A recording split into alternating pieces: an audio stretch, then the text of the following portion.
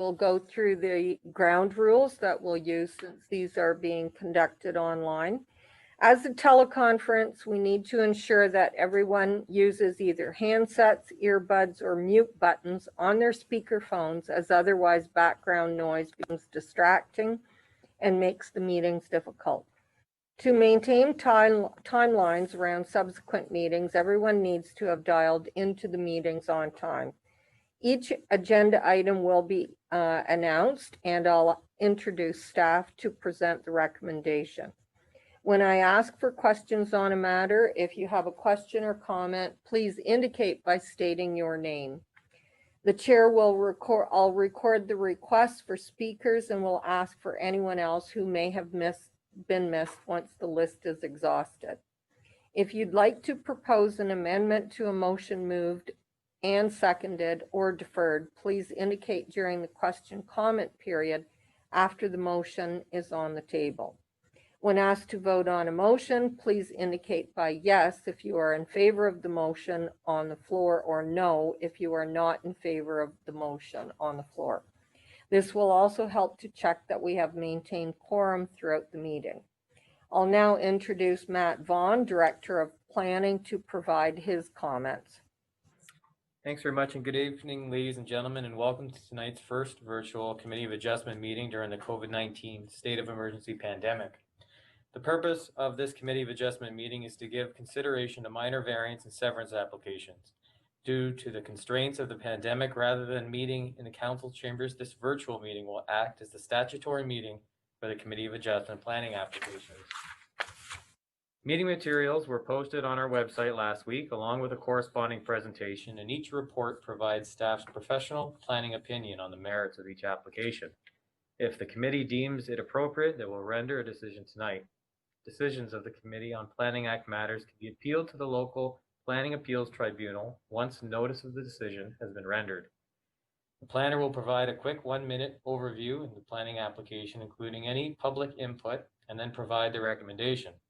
The committee will have an opportunity to ask the planner questions on the application before voting on a decision.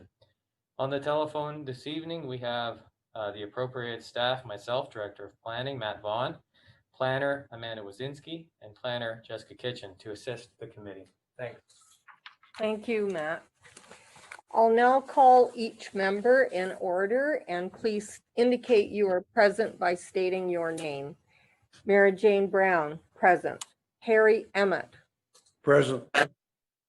Bob Hamilton. Present. Daniel Zuloff. Present. Rebecca Smith. She's muted.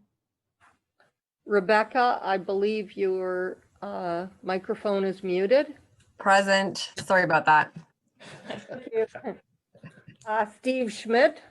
Present. Thank you. And we'll note that John Vamus has provided his regrets and is not in attendance. We'll now move on to item 2, approval of the agenda, and I will ask a member to make a resolution. Harry, so move. Thank you. Is there a second? Bob. Thank you. Are there any other items to add to the agenda? I guess not. Please indicate if you are in favor of the motion. I will call out your name and indicate yes or no as per the ground rules. Member Emmett? Yes. Hamilton? Yes. Zuloff? Zuloff?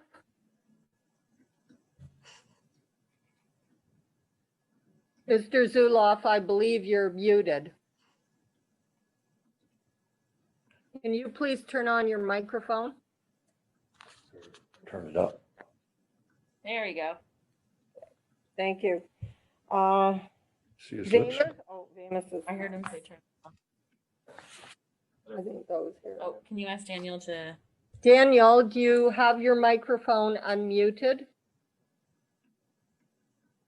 We can't hear you.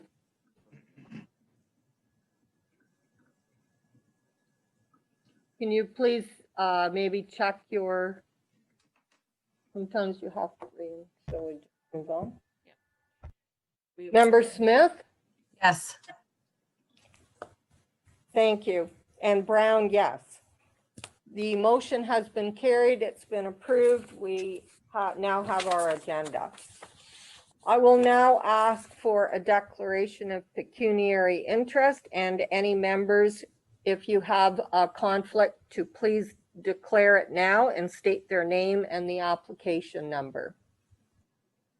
Through the chair, it appears that Daniel is having some Yes. technology issues, but I just want to note he has declared a pecuniary interest with B2820AW 341 Pleasant Ridge Road. Thank you, Amanda. I will now introduce item 4, adoption of minutes from previous meeting, and I will turn it over to Member Smith for the resolution. Thank you. Moved by myself and seconded by Member Schmidt that the minutes from the County of Brant Committee of Adjustment meeting of August 20th, 2020 be approved. Thank you. Members, please indicate if you are in favor of the motion. Member Emmett, Yes. Hamilton. Yes. I don't see Mr. Zuloff. Mr. Smith? Or, Mr. sorry, Rebecca. Yes. Member Schmidt? Yes. And myself, Brown, yes. The motion has been carried and the item has been approved. We will now move on to item 6A on our agenda, which is application A1320AW from Snodgrass Consulting on behalf of Marty and Tamara Burns, 557 Linden Road. I will now turn it over to Amanda for presentation. Thank you. Through the chair. The applicant is proposing a rear yard setback of 1.2 meters, whereas a minimum of 3 meters is required for an accessory structure. The applicant is also proposing a maximum building height of 5.2 meters, whereas a maximum building height of 5 meters is permitted for an accessory structure. While staff acknowledge the circumstances of how the variances came to be are unusual, staff had to review the application as if it was a new proposal. During circulation, staff received two comments, two in support of the application and an additional 2 comments opposing the application. All comments have been provided to the committee and the agent. Staff are recommending approval of the application and can answer any questions the committee members may have. Thank you. Thank you, Amanda. Is the agent or the applicant present for this application, and do you have any submissions at this time? We're present, and yes, I do. Howard Snodgrass here. Thank you, Mr. Snodgrass. Can you please provide us with your presentation that will provide additional information for the application?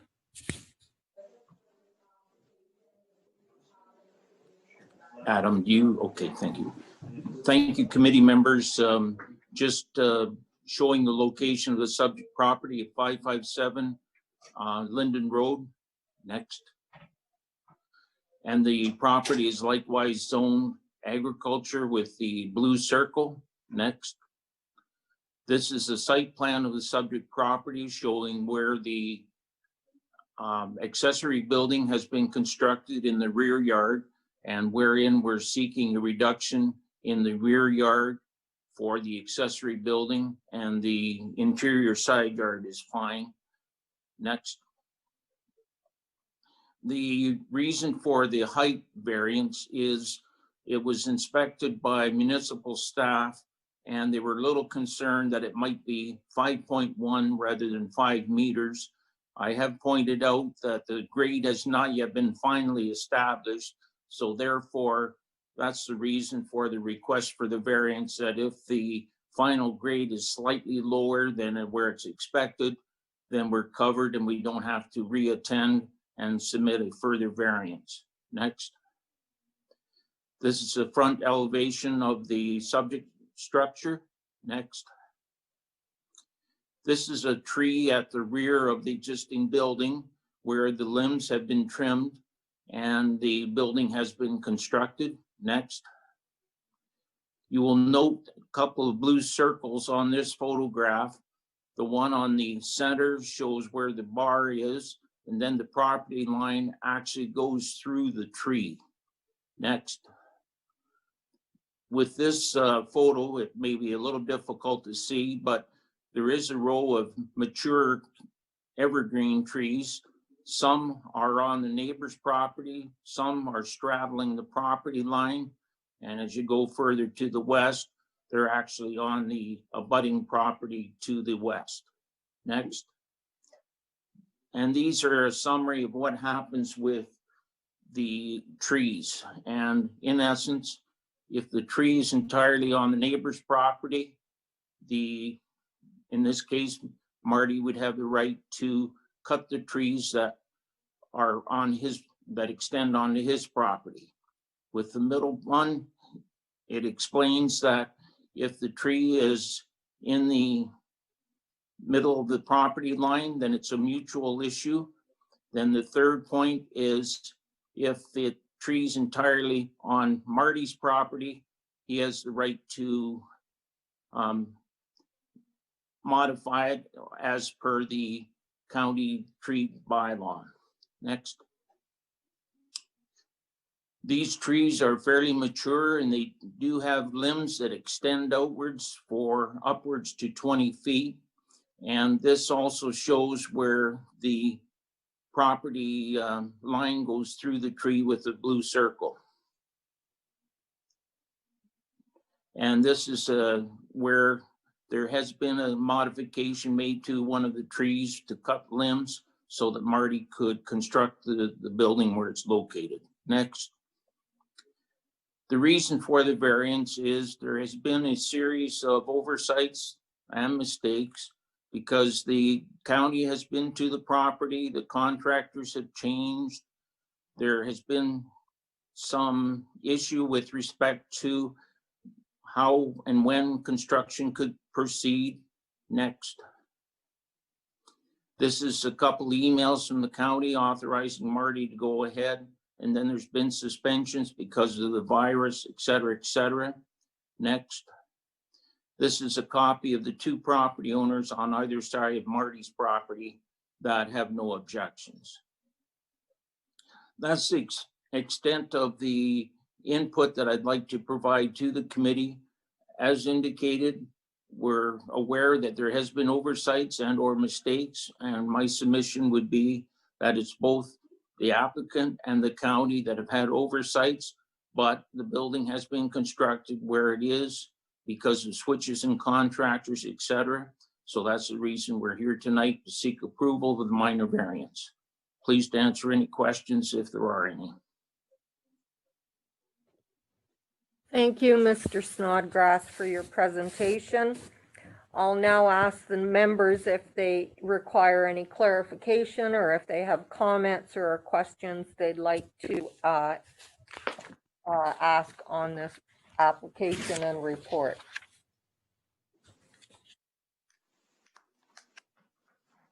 There are no comments or questions for either staff or the applicant then? MJ, just maybe some clarification. And I put it through you to staff. It appears that building got built and a whole bunch of things happened. And yes, I agree that maybe there was oversights by both the applicant and the county. But I've got concerns that if we go ahead and give this approval,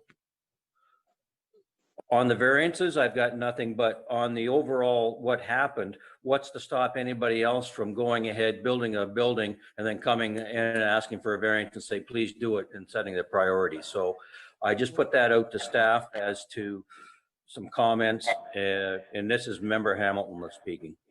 Thank you for identifying yourself. I believe Matt Vaughn will address your comments and questions. Yeah, thanks very much. It is a valid question. But when we, just I guess just to discuss how we do our analysis in relation to looking at application for minor variance. We unfortunately we don't consider whether or not the building is already there. We look at it on the merits of the application itself. So we look at the 4 tests. We look to see if the application meets those tests. We act as if it's not there. That's how we take the approach from our perspective anyway.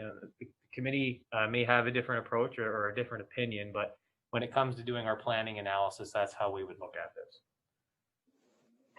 Thank you, Mr. Vaughn. Does that answer your question, Mr. Hamilton?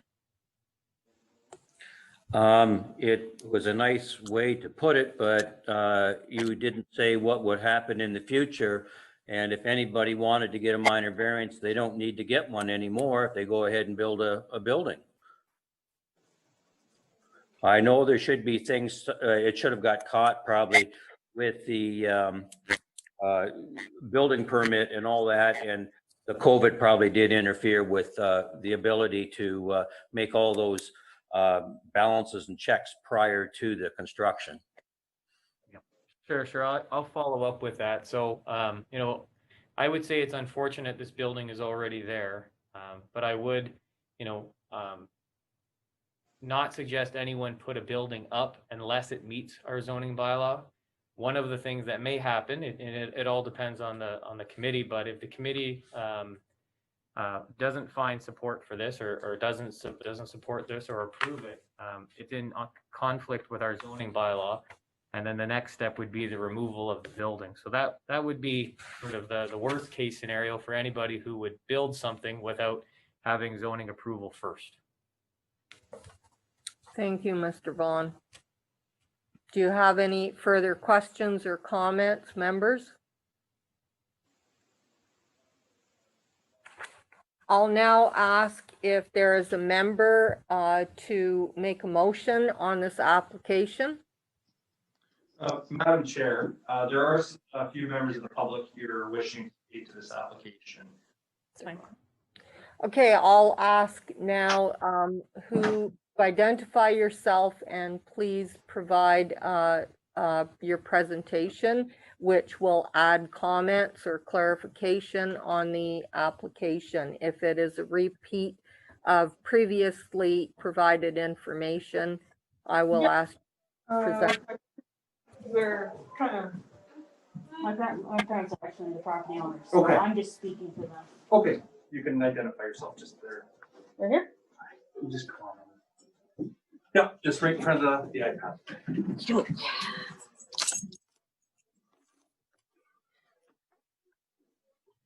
Can you please provide your name? And I'm sorry. can you please provide your name and your address if you live in proximity to this address that's under application? Yes, I'm Trisha Harriman, and I live at 563 Linden Road, which you would see identified on one of the property maps that you have. So I'm Thank you. an east neighbor. Can you please provide your presentation now? I sure can. So I've made a few notes. If you could just please bear with me. But I just want to highlight a few of the points, as it's my understanding that there's 4 key tests of which the members of the council here will be determining whether to approve or disapprove the variance. So first of all, I'm here on behalf of the Harriman family, representing the family, and we are the stewards of a heritage property that you can see from the map is adjacent to 557 Linden Road. And essentially, not to rehash everything, but I observed back in February, so as of tomorrow, we are dealing with essentially 8 months of this build and dealing with the county officials back and forth to voice concerns, like I said, that started February 18th of 2020. So you will realize that that was pre-COVID. I observed that there was construction work underway. I was working from home that day. One of my windows faces 557. And there was an excavator that was trenching critically close to a mature tree line. When I say mature, these trees are approximately 100 years old or more. And essentially, they are our living boundary or our living fence line that was planted, 100 years or more ago in an effort to protect our property and create a boundary between the residential lot sections and the farm field. So in essence, there's a very nice saying that good fences make good neighbors. And, my parents are very old fashioned. They don't believe that we should have to create a solid physical boundary in order to create, let's say, mutual respect. And that's exactly why we're here today, because it's been greatly infringed upon and irreparably damaged by the actions of Mr. Burns. So trades, no trades, whatever, his name is all over the permit, and he took responsibility for that, which acts as a contract. That contract was breached, and so I think that right there is a primary reason to not allow the variance just on the surface. Now, if we get into the finer points of the 4 tests for which your approval would be based, or your denial for that matter, you start with number 1, which is the application minor in nature.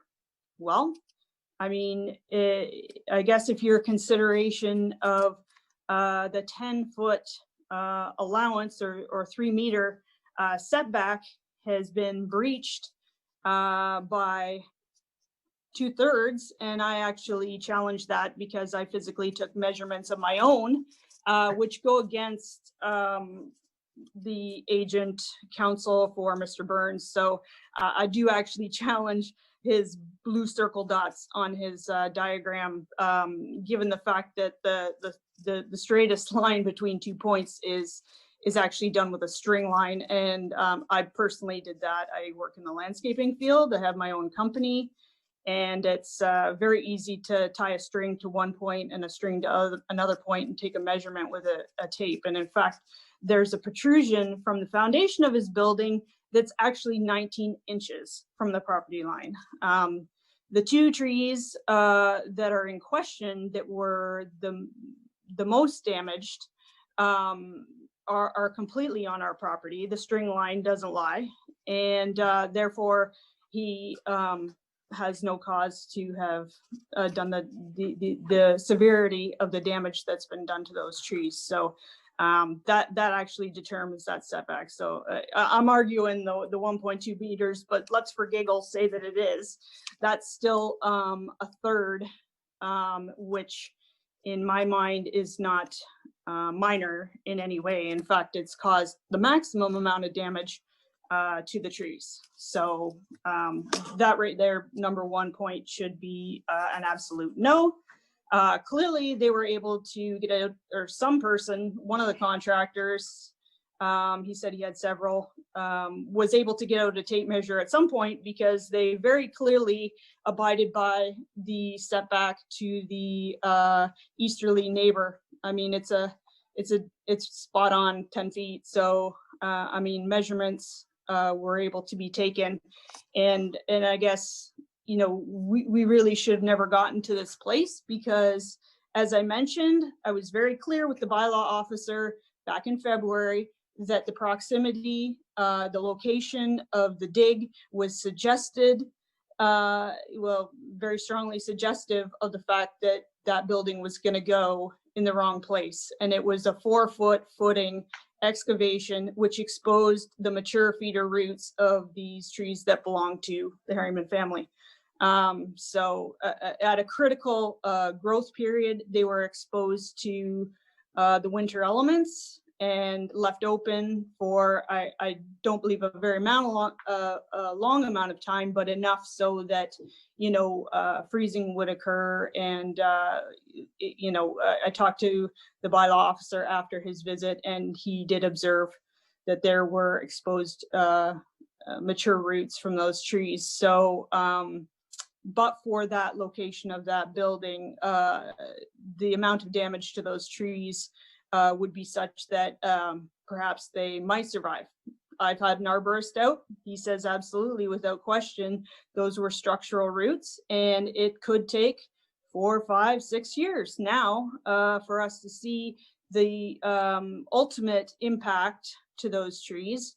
It's not like when you plant a little cedar that you got from Costco in your backyard, and it could kick off and say, a couple months of heat or stress or lack of water. It's, when a tree gets to that level of age and maturity, it's extremely slow timing before you start to see the effects of the damage to that tree. So by then, ultimately it's going to be too late. And I guess the question becomes, given the fact that those are structural roots to those trees, where are those trees going to end up, over time? And at that point, our recourse for recovering our damages might be too late. So in which case we're going to have to, decide how to proceed with that. But in any event, that is the first point.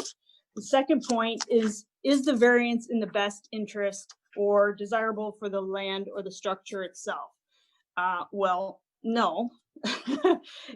It isn't. It's not discreetly, and I'm sure you have pictures, hopefully, or you viewed the photos that I have provided that show the scale of Mr. Burns' house and the scale of his shop, which, if we just rewind to the permit application, was checked off small building.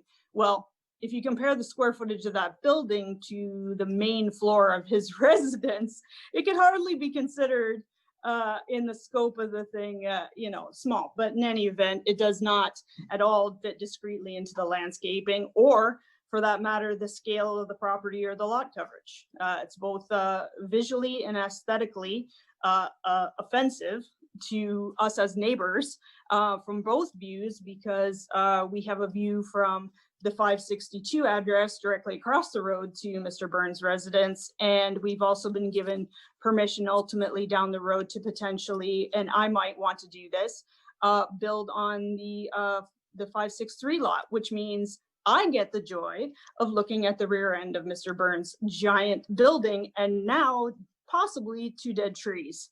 So, that's kind of like where we're going with that. And the second part of that would be the proximity of the structure of that building to those trees prohibits a proper swale going in, which means that, it would never get approved on that surface level for zoning, because he can't abide by the swale. He can't create that drainage to both, for the sake of his building, let's talk, and also those trees. With the location of where it's at, it's just too mashed up on those trees to properly create that swale. So, the discussion of the height of the building being in question for the final grade, blah, blah, blah. Well, it's complete on the right side. So how is the final grade completed on the right side, perfectly groomed, which, you would also see from my photos, and probably not Mr. Burns, that it's basically, he's remedied the right side neighbor's property, but not the left. And, that's just a convenient excuse for the height not meeting its regulations. So there's that. And then you circle back around to the whole fence deal. Now, if we want to put in a solid fence, which I really strongly feel we should, we have to strategize posts in around, again, possible water collection, frost heaving those wood posts. And we're working around, these tree roots now from these mature trees. If we wanted to auger post holes, and get a piece of equipment in there, I can well imagine that we're going to be up against some issues with not only Mr. Burns, but, conveniently working those around those tree roots. Men? So it does cause us a fair amount of inconvenience as well as Ms. extended Harriman, property I damage. thank you. I believe you are pushing your time allowed of 10 minutes approximately. And thank you for your presentation. I will put it to the members if a member is willing to make an application on this, noting that Mr. Snodgrass has asked for the opportunity to provide a rebuttal. And I'll ask the members if they would like to hear Mr. Snodgrass's rebuttal and or make a motion.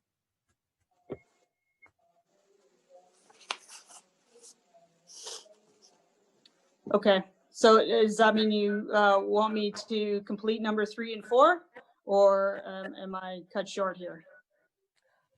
Well, I have put it forth to the members if they have any comments or questions, or if they would like, is there one who would like to make a motion? Sure. Okay. Are there any members who want further comments or clarification on this matter? Rebecca here. I think that I have enough clarification just based on the two delegations that we've had. Unless the other members would like some additional information, I'm willing to make a motion. I just have one question, possibly about an additional condition. Now that I've heard that there might be some concerns with the location of the building, I'm wondering if we should include a condition to ensure that a survey verifies those setbacks. Through to staff, maybe that question. I will ask staff to respond to that.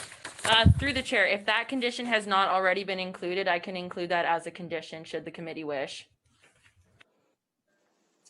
I would request that that condition be included if the other members are satisfied with that.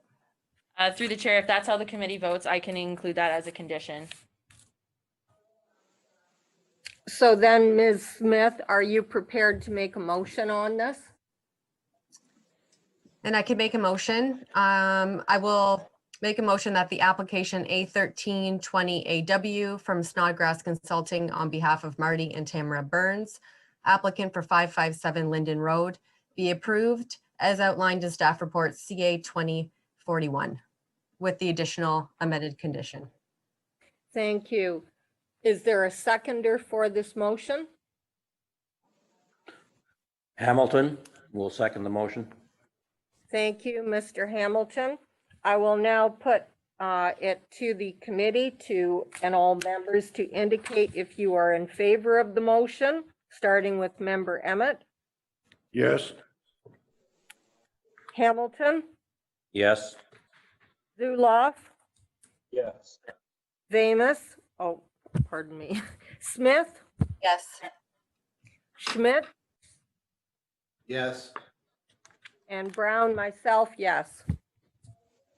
The motion has been carried. The application has been approved, subject to the additional condition.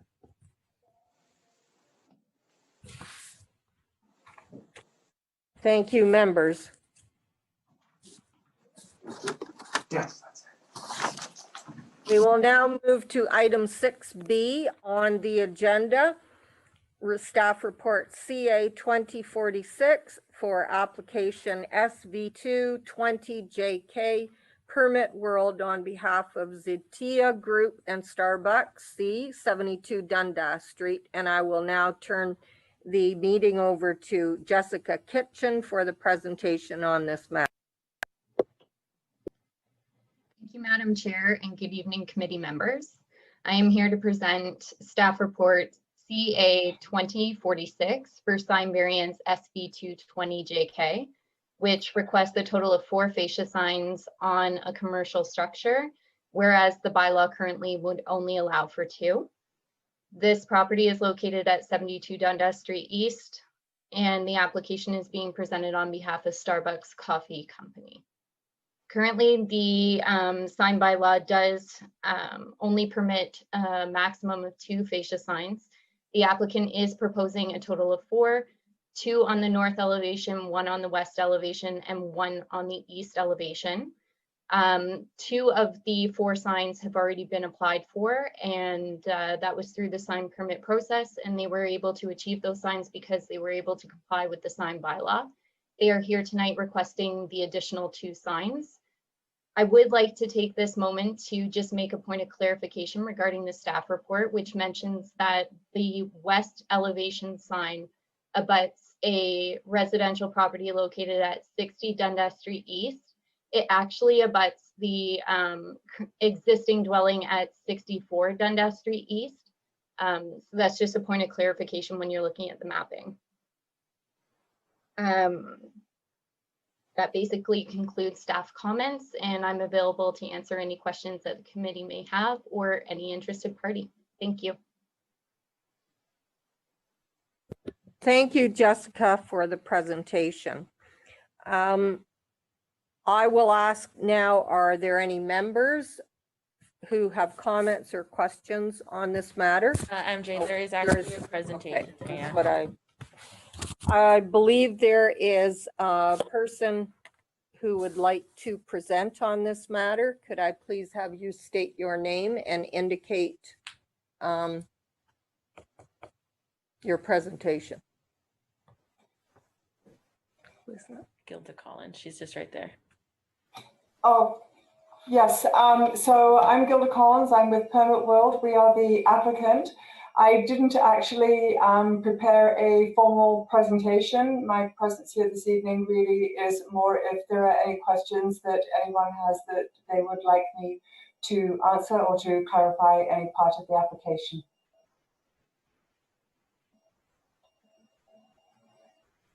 Thank you, Ms. Collins. I will ask any of the members, are there any questions you have for the agent? It appears there are none. I will now turn it over to Member Schmidt for the resolution, for the recommendation on this matter. Thank you, Chair.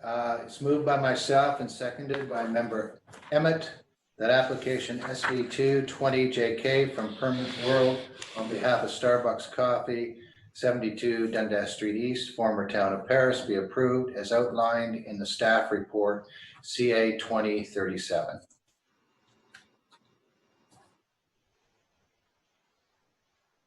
Thank you, Member Schmidt. I will put it to the members now to indicate if you are in favor of this motion, starting with Member Emmett. Yes. Hamilton, Yes. Zuloff, Yes. Smith, Yes. Schmidt, Yes. and Brown, myself, yes. The motion has been carried. The application has been approved. Thank you very much. You're welcome. We will now move to item 6E on our agenda. We're on Item 6C, sorry. CA 2040 for application A1420AW Jonkman Construction on behalf of Timothy and Monica Verhey, 158 Harley Road. And I will now turn it over to Amanda for the presentation. Thank you. Through the chair. The applicant is proposing a maximum gross floor area for an accessory structure of approximately 169.6 square meters, whereas a maximum of 140 square meters is permitted. The applicant is proposing a maximum height for an accessory structure of 5.3 meters, whereas a maximum height for an accessory structure of 5 meters is permitted. It is staff's understanding the structure is to be used as a garage with storage in the attic, which required the increased gross floor area and the variance. Staff have not received any comments through public circulation, and staff are recommending approval of this application, and I can answer any questions the committee may have. Thank you, Amanda. Are there any presenters for this application from the public? I will now ask, There is actually a delegate there. I'm not sure if he has a presentation or not. can I ask the delegate to identify yourself? Ian Jonkman from Manny Jonk Construction, acting as the agent for Tim and Monica Verhey. Thank you. Can you provide us with additional information on this application? I think everything that was said already is pretty straightforward. We're looking to get a variance for the size and the height of the garage.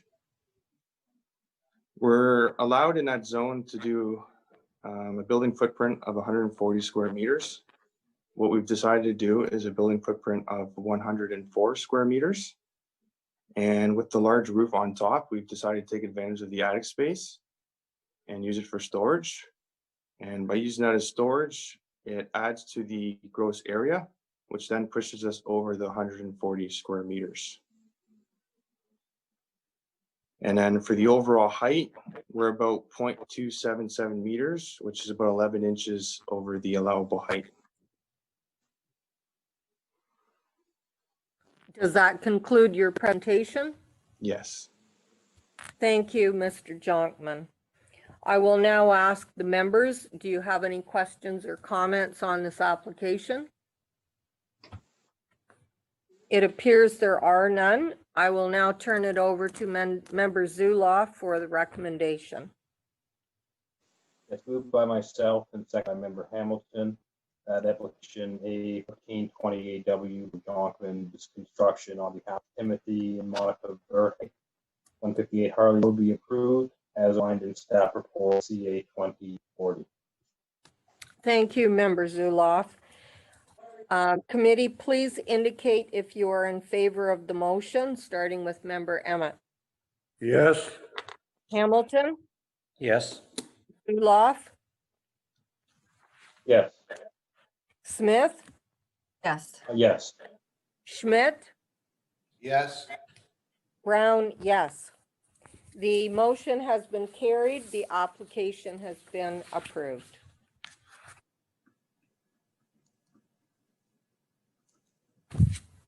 We will now move on to item 6D on our agenda, staff report CA 2030 for application A1520AW, B4720AW, and B4820AW for Kim Eleanor and Shelley Featherston, 400 and 404 Highway 54. And I will turn it over to Amanda for the presentation. Thank you. Through the chair, the applicant is seeking to sever two dwellings which are currently on one parcel of record.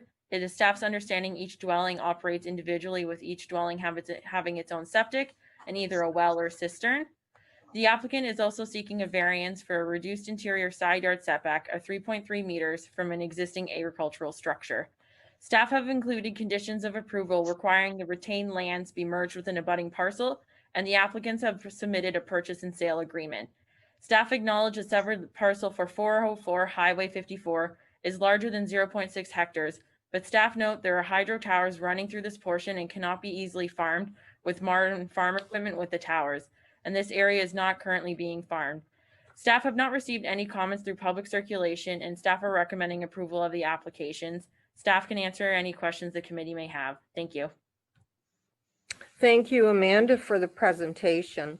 I will now ask, are there any delegates from the public to add to this information on this application? Yep, there's a presentation. There's delegates there. It appears there are some delegates. Can you please identify yourself? The applicants are here present. Myself is Shelley Flood, and Eleanor Featherston and Kim Featherston are here just to answer any questions that you may have. So you have no formal presentation? No formal presentation, no. Thank you. I'll ask now the committee members, do you have any questions or comments for the applicant? It appears there are none. So I will now turn it over to Member Emmett for the recommendation. Okay, moved by myself and seconded by Member Smith that application B10-20-AW from Kim Eleanor and Shelley Featherston at 400 and 404 Highway 54 be approved as outlined in the staff report CA 2043. Thank you, Member Emmett. Members, please indicate if you are in favor of this motion, starting with Member Emmett. Yes. Hamilton, Yes. Zuloff, Yes. Smith, Yes. Schmidt, Yes. Brown, yes. The motion has carried. The application has been approved. Thank you, members. Thank you. Thank you. On our agenda now is item 6E, staff report CA 2045 for application B4420AW and B4520AW from Snodgrass Consulting on behalf of Jan and Greta Kroondijk and Tansley View Holsteins Limited, 148 5th Concession and 465 East Quarter Town Line Road. And I will turn it over to Amanda for the presentation. Thank you. Through the chair. The applicants are proposing 2 easements, one for the purpose of recognizing an existing private gas line over 465 East Quarter Town Line Road in favor of 148 5th Concession. The second easement is an access easement over 148 5th Concession in favor of 465 East Quarter Town Line Road. It is staff's understanding these easements were originally privately held and are now being formalized as part of estate planning. Staff have not received any comments through public circulation, and staff are recommending approval of the 2 easement applications. I can answer any questions the committee may have. Thank you, Amanda, for the presentation. I will note if there's any delegate present for this application who wishes to provide a presentation. If there is, please state your name. Howard Snodgrass here. I'll just be very brief, Madam Chair. This property is actually owned by the same family, but one is in the corporate farm family name and the other is privately held. And as Amanda has indicated, it's to legitimize a situation that has existed for many years. And one was originally established as an easement for 21 years less a day. That's for the access. And then the easement for the gas line, it's like if you had a residential property and the gas line is right in front of your house. In this particular case, it extends from the corner of the East Quarter and the concession road. So it's like it's still a private easement, but because it's owned by the Farm Family Corporation, there's a desire to legitimize it and make it legal. That's the extent of the input I can provide. Please answer any questions if there are any.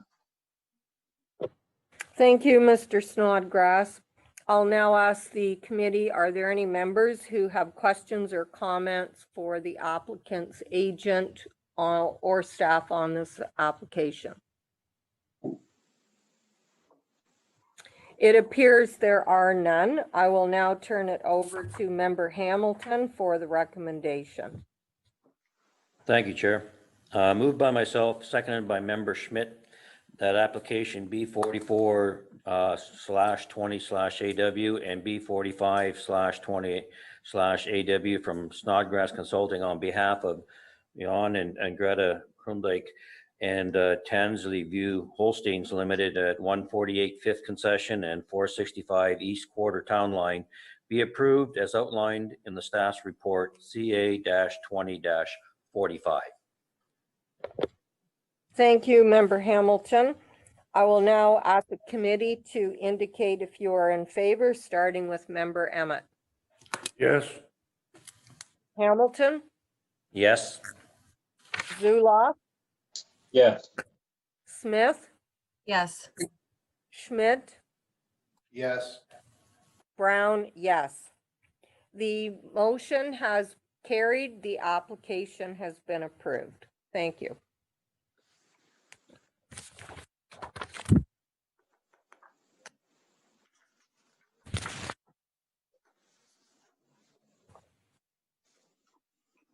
I will now introduce item 6F, staff report CA 2042 for application B2820AW from Snodgrass Consulting on behalf of Joe Azevedo, 341 Pleasant Ridge Road, and turn it over to Amanda for the presentation. Thank you. Through the chair. The applicant is proposing a lot line adjustment with an area of 4.2 hectares in order to facilitate an undersized farm and the construction of a poultry broiler barn. As part of the submission, the applicant submitted a business synopsis which was peer reviewed. It was the peer reviewer's opinion the proposed poultry broiler barn was a sustainable agricultural operation per section 6.8.2.1 CII. The provision allows for undersized farm parcels to be created that are less than 40 hectares if the proposed farm unit is a sustainable operation.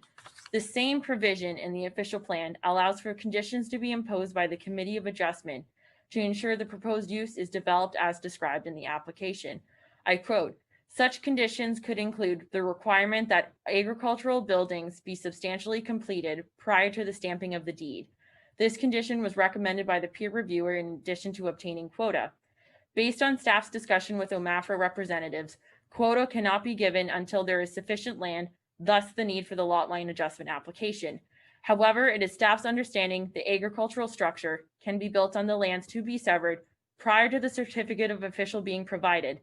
The applicant would have the current landowner provide authorization for the structure to be built. As a result, staff did not include the quota condition recommended by the peer reviewer, but has included the condition requiring the agricultural structure be substantially completed prior to the stamping of the deed. Through circulation, staff received one comment opposing the application, which has been provided to the agent and committee members. Staff are recommending approval of the application with conditions of approval, including the condition requiring the agricultural structure be substantially completed. Staff can answer any questions the committee members may have. Thank you. Thank you, Amanda, for the presentation. I will ask if there's a delegate to present on this from the public. And if so, please identify yourself. Howard Snodgrass on behalf of the proponent.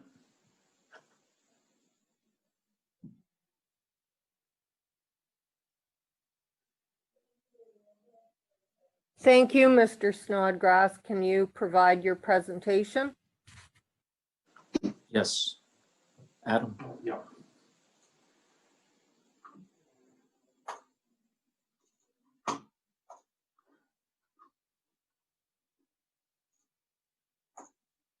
That's for the very last page. Last page. Yeah. Sorry. No. Waiting for it to come up.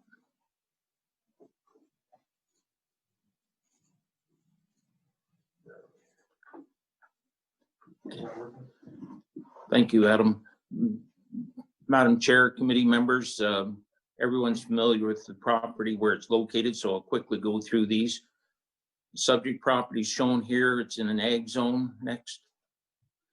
This is a site plan showing the proposed layout and the fact that the MDS formula is easily met. Next. This is the formula calculation for the initial 20,000 square foot building. Next.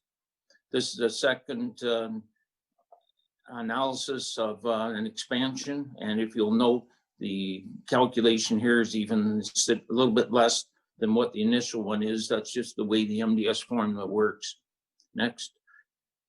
And this was input from OMAFRA, wherein they're confirming that there are many farms that are on small acreages, and a great deal of these are located down in the Niagara region.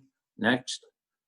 This is an enlargement of the subject property showing where the manure pit would be to the rear of the proposed livestock barn.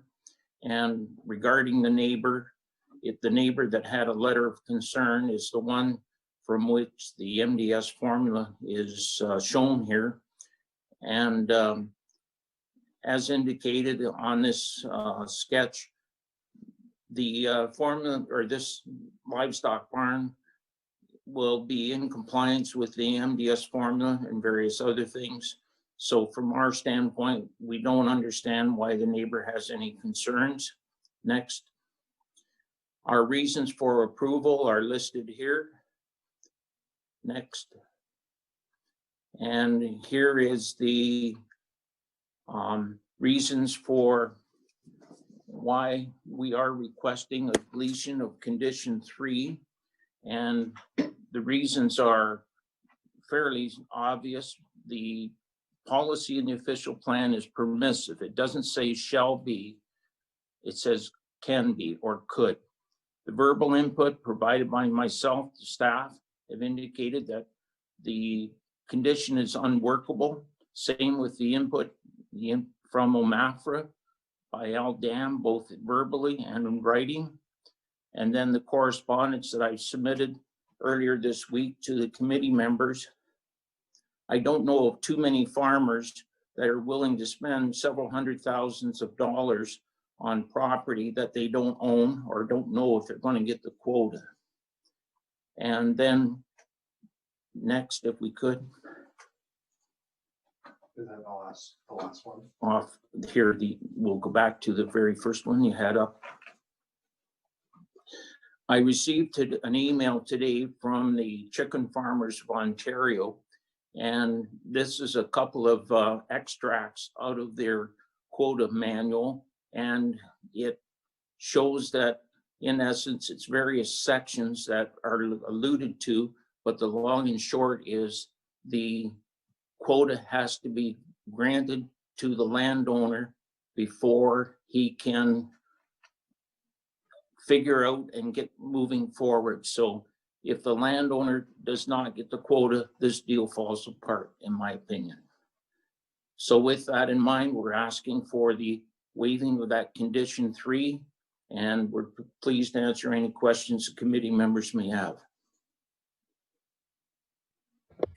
Thank you, Mr. Snodgrass. I'll now ask the members of the committee if you have any questions or comments on this matter.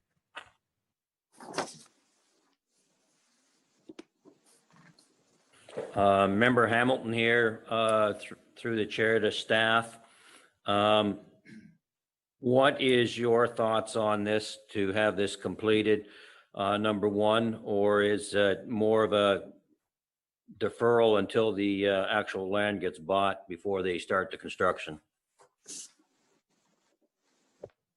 Through the chair, in my opinion, I believe it is reasonable to include the condition that the structure be substantially completed prior to the stamping of the deed. In my opinion, they are able to build the structure on the structure that is owned. Sorry, they're able to build the structure on the lands that are currently owned by the abutting neighbor. They would have to have a letter of authorization to build the structure. I believe we should. I recommended approval with this condition as we need to ensure that the land is developed as intended in the application, and that we're not enlarging an existing residential lot for the purpose of having a larger lot. Thank you, Amanda. Do you have further comments or questions? Madam Chair, if I could at some point, please. I'll ask the members of the committee, are there any questions or comments following up Amanda's statement? Rebecca here. I would just defer to the committee that I also agree with that condition that staff are imposing. As Amanda said, I think it just will confirm that this severance is only completed for the purpose of the livestock barn and not enlarging an existing, basically residential property. So I would agree with that condition. Thank you, Rebecca. Now I will now ask Mr. Snodgrass to provide any comment or clarification on this matter. Once again, I'm perplexed as to why it is necessary to throw this condition in, because we're trying to identify that it puts a monkey wrench into the whole proceedings and the ability of this farmer, an established farmer, to proceed in a manner that is standard within the farming industry requires that the committee accept some risk that something could go wrong here, but to date, there is no rationale to believe that it will. As indicated, John Asvito wants to get into chicken farming, and he needs to have land in order to get the quota. If he doesn't have the land in his name, he can't get the quota. And if he can't get the quota, as a farmer, who wants to spend $300,000 to $500,000 building a livestock barn, knowing that he may not get the quota? So I think it's backwards. And with all due respect to the committee member who has supported this, I'm asking the other committee members who are farmers to vote against that and accept our input. Thank you. Thank you, Mr. Snodgrass. I will now ask the committee members for any further comments or if anyone wishes to make a motion.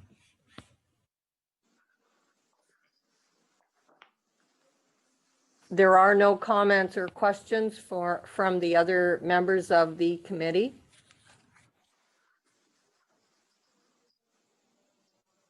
I will now ask the committee, is there a member who wishes to put forth a motion?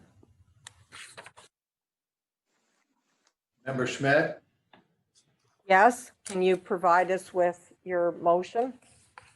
Moved by myself and seconded by member Zuloff, the application B28 -20 AW from Snodgrass Consulting on behalf of Joe Avito, 41 Pleasant Ridge Road, be approved as outlined in the staff report CA 20-42. Thank you. I've got a conflict with this location, so I can't second this. Oh, that was true. Yes. Smith is seconding. Yes. Member Smith is the seconder on this application. Yes. Thank you. I will now ask the members to indicate if you're in favor of this. Member Emmett, Yes. Hamilton, Yes. Smith, Yes. Schmidt, Yes. Brown, yes. The motion has been carried. The application has been approved. Thank you, members.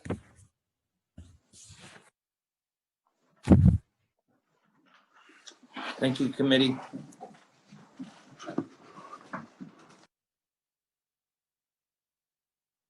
I'll now introduce item 6G, staff report CA 2035 for application B3820 AW Neil Sizzler on behalf of Joyce and Daniel Chaplin, 171 and 209 Pleasant Ridge Road, and turn it over to Amanda for the presentation. Thank you. Through the chair. The applicant is proposing a minor agricultural lot line adjustment with an area of approximately 1 hectare. The applicant has been utilizing this area as part of their business, but have since purchased a building in a different location and will remove all parking areas and site alteration associated with the business. It is staff's opinion the proposed lot line adjustment is minor, as only 3.6% of the retained lands are being severed to facilitate the lot line adjustment. Furthermore, it is staff's understanding these lands have not been farmed and cannot be farmed due to the size of modern farming equipment and the irregular shape of the lands. Staff are recommending approval of this application with conditions that speak to the land being landscaped to the satisfaction of the county, in addition to providing a topographic survey. No public comments were received through circulation, and I'm happy to answer any questions the committee may have. Thank you. Thank you, Amanda, for the presentation. I will now ask, are there any delegates from the public who wish to present on this matter? And if so, please identify yourself.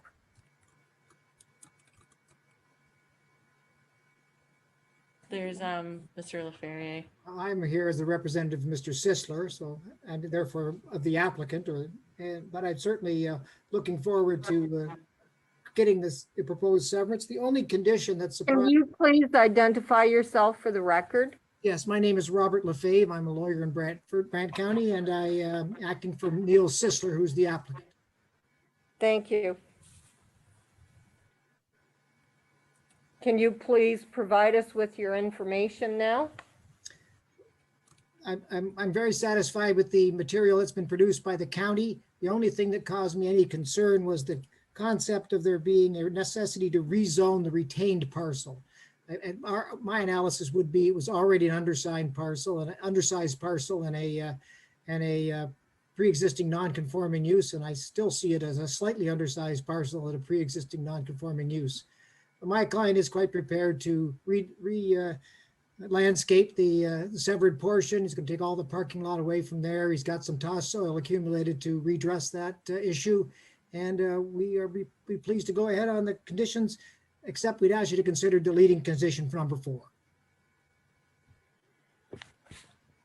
Can I ask which condition you are referring to for the record? Number 4 is that the retained lands, municipally known as 209 Pleasant Ridge Road, be rezoned to recognize deficiency lot area. Thank you, Mr. Lefebvre. Is that the end of your comments? Yes, ma'am. Thank you. I'll now ask the members of the committee, do you have any questions or comments on this matter? It appears there are none. So I will now turn it over to Member Hamilton here. Point of clarification, please, through the chair. Yes, please go ahead. As Mr. Lefebvre had stated, 209 is that currently, I guess to the staff, is that currently agricultural land? And if it is, what size is it? Through the chair, that is correct. The 209 Pleasant Ridge Road is an existing agricultural farm. In regards to size, is approximately 28.3 hectares right now. And then after the severance, it would be approximately 27.3. I can speak to why I included a condition for rezoning the retained lands. That is correct. Right now, they are legal non-conforming as they are an undersized parcel. However, once we change that through the lot line adjustment, we have to recognize that it is no longer meeting the development standards of an agricultural parcel, which is the 40 hectares. So that's why I required the rezoning of the retained lands to recognize that it is now deficient since it is no longer legal non-conforming. Just maybe for another point of clarification, then what will it be? It's currently zoned agriculture. What would you redo it? Zone to? Is it going to be agriculture, residential, or am I missing something here? Through the chair, it'd be rezoned with a site-specific agricultural provision to recognize the undersized lot area. So it's still ag. It's just that it's an undersized. It's less than 40 hectares. Correct. Okay, thank you. So then my comment would be we don't have to modify condition 4 in any manner. Through the chair, unless the committee wants to remove that condition, you don't need to change anything. I will now turn it over to Member Smith for the resolution, for the recommendation. Thank you. Moved by myself and seconded by Member Emmett that application B3820AW from Neil Sisler on behalf of Joyce and Daniel Chaplin, 171 and 209 Pleasant Ridge Road, former Township of Brantford, be approved as outlined in staff report CA 2035. And as a point of clarification, Member Smith, are you in agreement with condition 4 as it is currently worded? Yes. Thank you. I will now ask the members to indicate if you are in favor of the motion, starting with Member Emmett. Yes. Hamilton?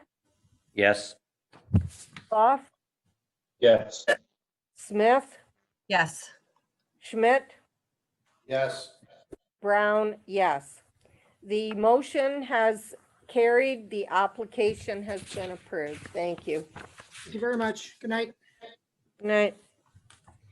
We will now move on to item H on our agenda. Staff report CA 2044 for application B2920 AW from JH Cahoon Engineering and Roswell Concrete on behalf of Karen Spierenberg, 1318 Colburn Street West. And I will turn the meeting over to Amanda for the presentation. Thank you. Through the chair. The applicant is requesting to sever an area of approximately 2.4 hectares with a frontage of approximately 101 meters along Bishopsgate Road for the purpose of facilitating a concrete batching plant. Staff note the subject lands recently underwent a rezoning application in August 2020, which was approved by council. Staff also note the concrete batching plant will be subject to site plan control. Staff are recommending approval of the application, and I can answer any questions the committee members may have. Thank you, Amanda, for the presentation.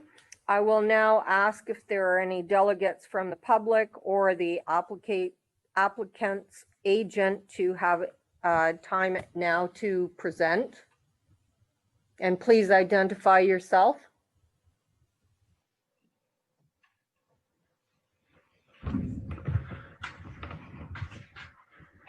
Through the chair, Mr. Van Porten, you can speak and do your presentation, or if Bob is doing it.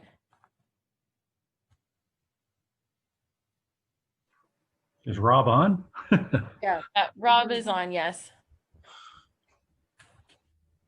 Can you proceed with your presentation, Mr. Phillips? Go ahead, Rob. Oh.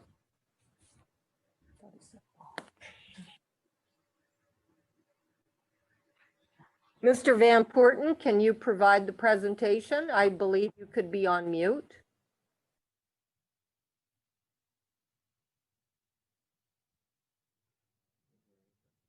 Yeah. I would. Mr. Phillips, could you conduct or provide the presentation?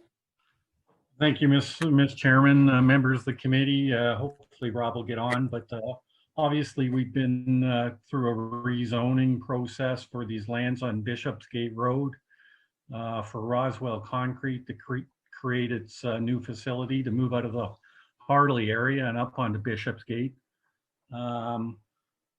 We've read the planning staff report and we're supportive of the recommendations, and if we can answer any questions, maybe we will. Thank you. Rob, is there anything you can add? I'm sorry, Madam Chair, I'm not technically inclined. I'm not certain what Bob responded to, but I'm positive he did an adequate job in explaining the application, unless you want me to provide a further explanation. Bob and I obviously can respond to questions. Thank you, Mr. Van Porten and Mr. Phillips. I'll ask the committee members, do you have any questions for clarification on this application or any comments?